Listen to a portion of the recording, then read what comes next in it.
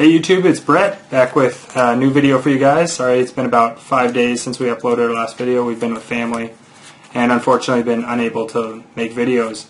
In the future, I think we're going to plan on recording videos ahead of time if we know we're going to be gone for extended periods, so that we can slowly upload them while we're gone so that the channel doesn't just stagnate. It kind of sucks to have to wait like a week in between videos.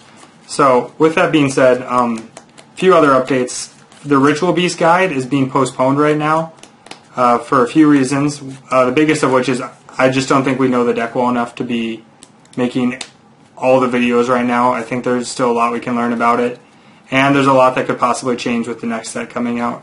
So I'm going to hold off on making more Ritual Beast videos.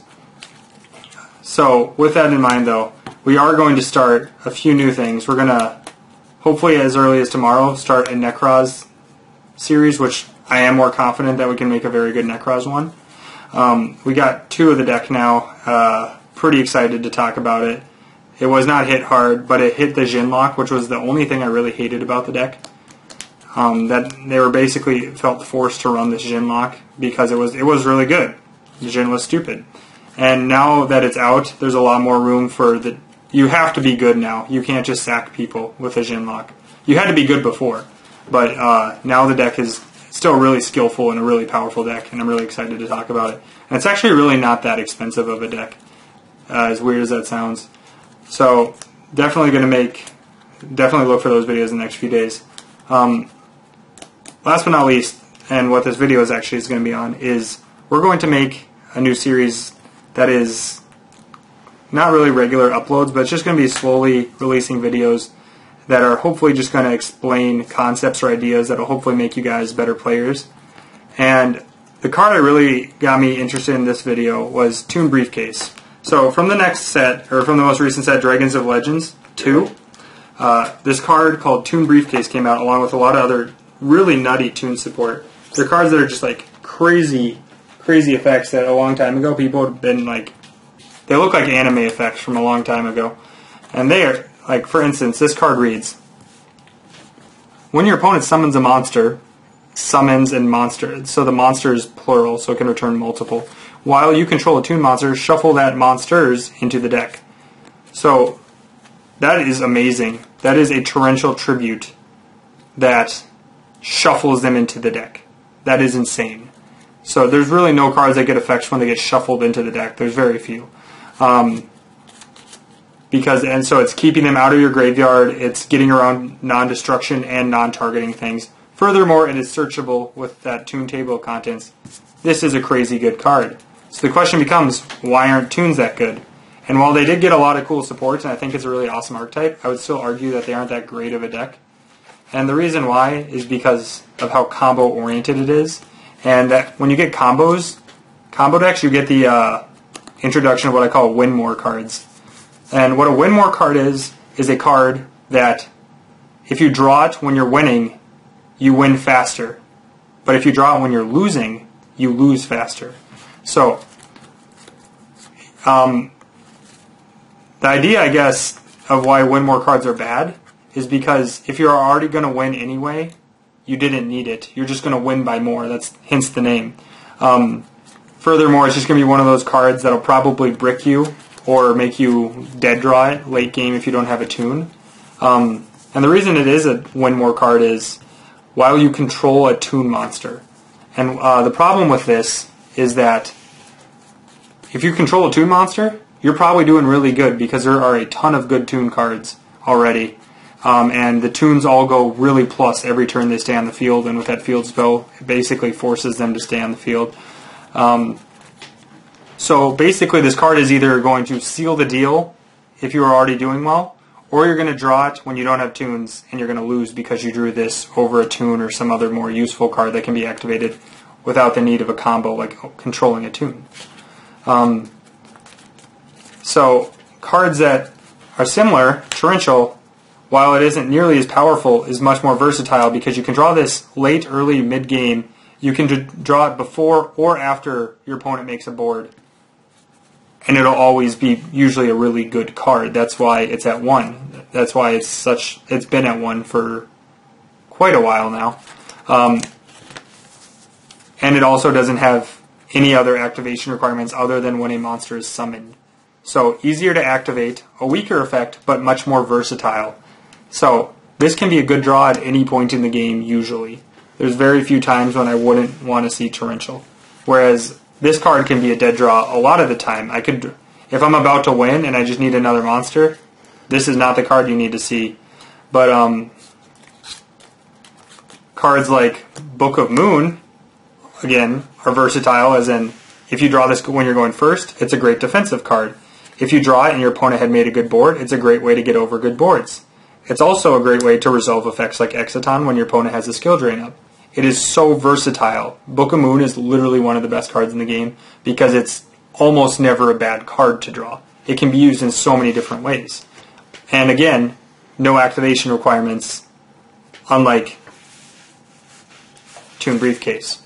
Also cards like Charge of the Light Brigade has a good cost in the sense that you actually just mill cards, which sets up your plays more, and then it can add a versatile card of your need. Usually it's never going to be a bad card. So with that, I was just going to talk about a few other cards that you see a lot and why they're either better or worse than some other cards. So the reason I and a lot of people don't like cards called Floodgates is because a Floodgate is kind of like a win more card. If you are losing and you draw a Floodgate, you're going to lose now because you didn't draw a card you needed to get over your opponent's board. You drew a card that would stop them from making a board.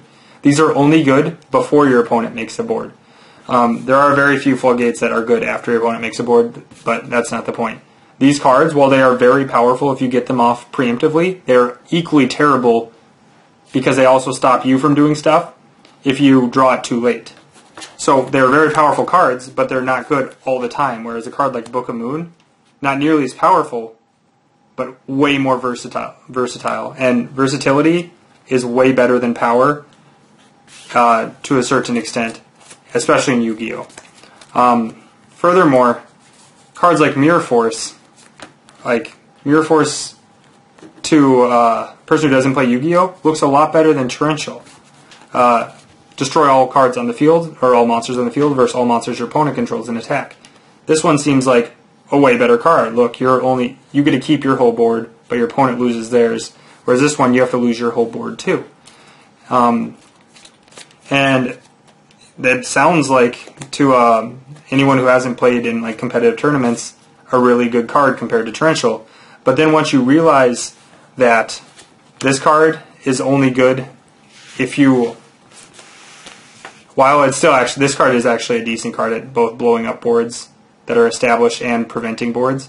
It's not nearly as good at preventing boards as Torrential is because it can usually get popped before the battle phase because, like Toon Briefcase, it has an activation requirement that is not nearly as easily met as a card like Book of Moon or Torrential because your opponent has to attack, which I mean happens a lot, but not nearly as much as just being able to target a face-up monster. So again, power, versatility. And a lot of the times, versatility is going to be your friend. Again, Bottomless, still an amazing card. Not saying this is a bad card at all. I think it's worse than Torrential, though, because Torrential can just deal with an established board. You can normal a floater, pop your board, special another, and get rid of your opponent's board, whereas this only deals with cards before they happen. It can only prevent problems. It doesn't deal with problems. Preemptive card. This is a preemptive card, and this is either a preemptive or a post-emptive. I don't know. I know the word. It's gonna come to me later, but can't think of it right now. Another reason a lot of pros don't main deck 3 MST is for this very same reason. MST is an amazing card. It is very versatile, but it's also a dead card if your opponent isn't playing a back row deck, or it's also, I would almost always rather draw a Book of Moon than an MST, because an MST and a Book of Moon do essentially the same thing a lot of the time. They make a monster effect resolve, because usually you're going to be hitting, in this format, lose a turn, skill drain, mistake.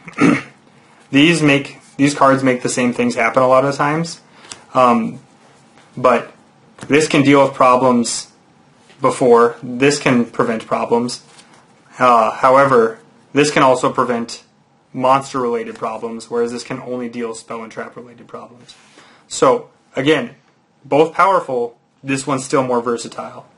And not saying this is bad. Again, I'm not saying these cards are bad. I'm just saying there's definite, if you recognize the versatility in cards, it shows a lot more than just seeing how raw powerful they are. Because there are tons of very powerful cards in this game, but they are so strict in their activation requirements or usages that they aren't worth using. So again, another card that I thought could be insane at first, but I was foolish, was Multiple Destruction. And this card has an insane effect, but it also comes with the same problem that these come with. Is it's kind of a win more card. It's if you draw this when both players have 3 cards in their hand or more, you can activate this and you are going to go very plus, because you'll I'm guessing have prepared and got your hand down to exactly 3, so you'll be drawing a lot and shuffling a lot of your opponents into the deck. So this card would be amazing, but it's only amazing in very specific scenarios, like when you're going first. Late game, when neither player has 3 cards in the hand, it is completely dead. It is terrible then.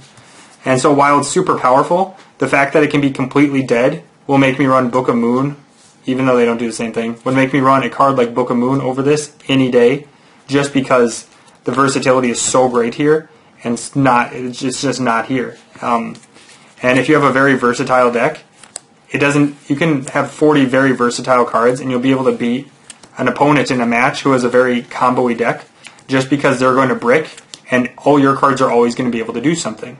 And being able to do something is a lot better than being able to do nothing. So that's what I'm going to leave you guys with today. I'd like to hear your opinions on this, if you liked it or not. Please like, comment, subscribe, and have a great day.